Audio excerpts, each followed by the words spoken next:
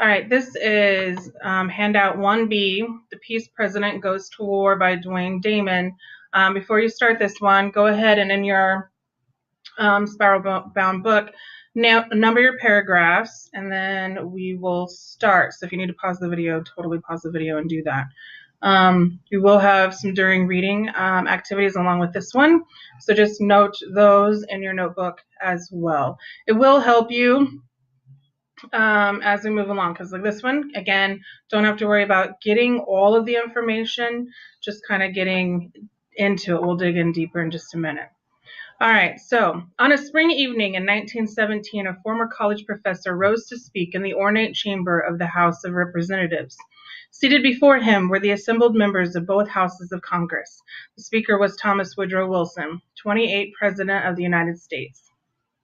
For nearly 3 years, he had struggled to keep the United States at peace, but that night he had come to ask for war.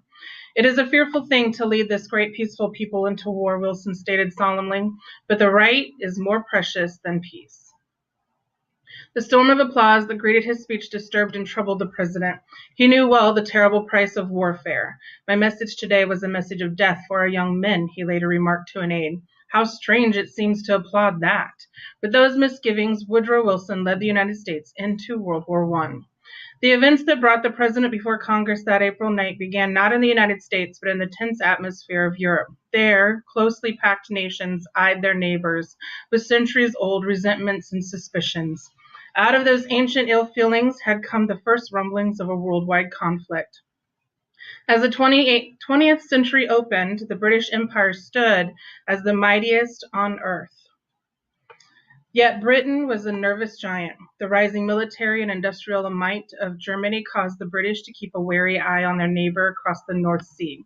Both countries nursed festering grudges over past clashes and disagreements. Nearby, France had its own turbulent history of warring with the Germans. At the same time, unrest was simmering in Austria-Hungary. Its sprawling empire dominated the peoples of several smaller states such as Serbia and Bosnia. Many Serbs, Czechs, Poles, and others resented their Austria-Hungarian rulers. Another factor adding to European tensions was the rise of nationalism, a kind of patriotism gone wild. Nations infected with this dangerous feeling often felt superior to other countries and jealous of their territories. As fears of war deepened, nations began forming partnerships or alliances with other nations. By 1914, Europe was like a cord of dry kindling waiting for a match. The United States, meanwhile, recently had elected the scholarly, strong-jawed Woodrow Wilson to the presidency. A former university president and New Jersey governor, Wilson had written books and articles on the U.S. government. He had definite ideas on how to do his job. His stubborn devotion to his principles caused some to consider him arrogant and cold, but Wilson had high hopes for the United States. His eloquence and boldness in working toward those ideals made him one of our more influential presidents. Hardly had Wilson settled into the White House when the fateful match was struck in a small province in Austria-Hungary. On June 28, 1914, Archduke Franz Ferdinand was assassinated in Bosnia by Serbian nationalists. Enraged by the murder of their heir to its throne, Austria-Hungary declared war on Serbia. Within a week, Europe's fragile peace collapsed like a house of cards. Russia quickly lined up behind Serbia, followed by France and England. Germany joined Austria-Hungary in the opposing camp. As country after country entered the conflict, a British diplomat noted sadly, "The lamps are going out all over Europe." The United States watched the situation with growing concern. Many Americans felt a strong sympathy for France and England because of historic or cultural ties. Yet some Americans of German, Irish, and other ancestry supported Germany. Woodrow Wilson urged the country to remain neutral. Indeed, many citizens favored isolationism, for the United States believing that we should keep to ourselves and let Europe work out its own problems. That idea soon was shattered by a terrifying new weapon unleashed by the Germans, the U-boat. Germany did not invent the submarine, but it was the first nation to use it on a large scale in wartime. In answer to Britain's naval blockade of Germany, these U-boats, undersea boats, began attacking without warning any ship approaching or leaving Great Britain. On May 7, 1915, the unarmed British passenger ship Lusitania was torpedoed by a U-boat and sunk off the Irish coast. Among the 1,198 people who died were 128 Americans. The United States was outraged.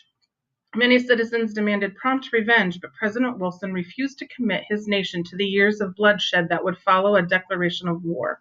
He assured his angry compatriots that there was such a thing as being too proud to fight. Not everyone agreed, but Germany did eventually restrict its U-boat attacks. Meanwhile, Wilson worked to bring the warring nations together to talk out their differences. Despite his efforts, the conflict raged on. Most Americans were satisfied with the president's peacetime leadership. In 1916, they re-elected Wilson because, as his campaign slogan proclaimed, he kept us out of the war. Still fearing that the United States would be drawn into the fighting before it ended, Wilson proposed a peace without victory early the following year. By this, he hoped to avoid the bitter feelings caused by a victor's terms imposed upon the vanquished. Yet the Great War moved relentlessly closer. Within days of Wilson's plea for peace without victory, Germany again stepped up to its submarine offensive. Soon afterward, a secret telegram came to light that outlined a German plot to draw Mexico into the war against the United States. And when the Kaiser's U-boat sank 3 U.S. merchant ships in March, President Wilson could hold out no longer. On April 2nd, 1917, he appeared before Congress. Denouncing the German U-boat campaign, Wilson declared his willingness to fight.